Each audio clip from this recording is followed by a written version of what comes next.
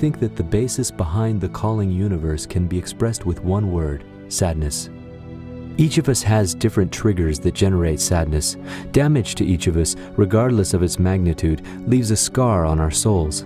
Those scars accumulate to an inescapable emotion that is directed outward, as well as building up to such an extent that it envelops our whole personality at times.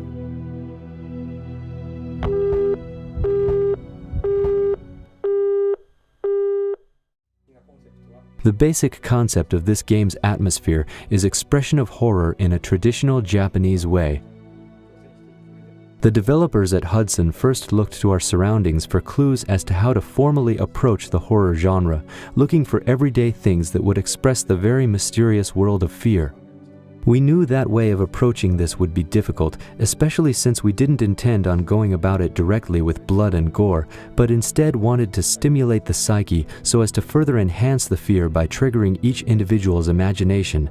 And that way, the experience of playing the game would be a little different for each person. There is a chat site called The Black Page where it's rumored that you can communicate with the dead. Little does everyone know that once you participate in this chat room, you are pulled into a realm between the living and the dead. The realm consists of memories of people who are dragged into this place from such places as schools and hospitals, and the story unfolds from within this realm. The question of whether the Wii owners in today's market will actually play a horror game has come up. But I have to say, this is a real opportunity for us to present the wide Wii audience with a totally new creation and an experience unlike any other on the platform.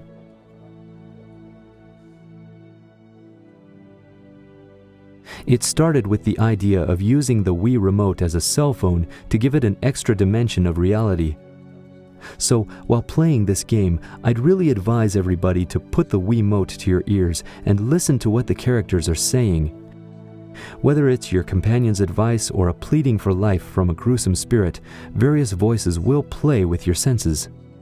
Using the phone, which is a key item within this realm and in the game, people will attempt to solve the mysteries behind this strange world and ultimately escape from it. There is a main character to the overall story, but when you're playing the game, you are a different person in each chapter. And by experiencing each person's perspective, the thrill of solving the mystery becomes more complex, more interesting, so all the characters are essential. Our initial thought was to make a Japanese horror type of atmosphere that's situated in an everyday environment.